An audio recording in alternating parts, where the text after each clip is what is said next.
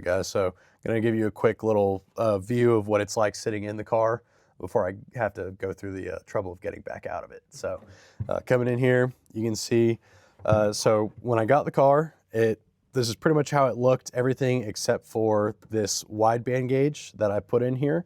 So that'll help us tune it this upcoming season. And I also put in this volt little gauge right here. It's just an LED electronic gauge because I don't run an alternator in my car. Everything else was already installed in the car. This was for blinkers, but we're taking those blinkers out, and we'll be doing a video on that soon. So I'll just leave that in there. No big deal. But we have fuel pressure, oil temp, water temp. And then over here we have, obviously the push start, lights, fuel, kill switch, and this is for my fan on the radiator. I keep meaning to do it. I'll probably end up doing it before we go to Virginia. I need to move this kill switch because it's actually so close whenever I'm, really shifting, kind of going crazy on track, being an idiot.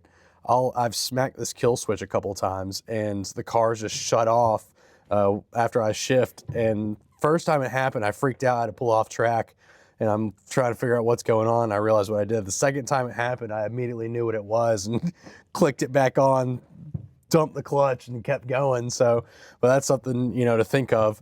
People have said, get the one with the cover and everything like that. I think I'll just move it out of the way. I'll probably switch it with a light switch because it doesn't matter if my lights come on during the race or not.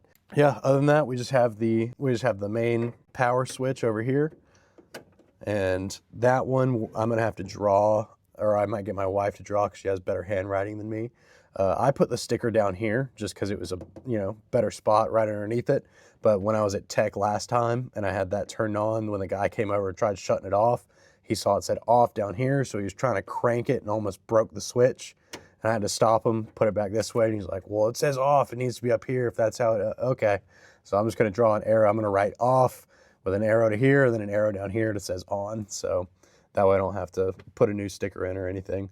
And then have a, just obnoxiously large tack. And, I feel like it's kind of iconic to the car at this point, so it'll probably stay in here. But yeah, that's all we really have going on in here. It's pretty simple. Let me know if you guys have any questions, and we'll see you out on track.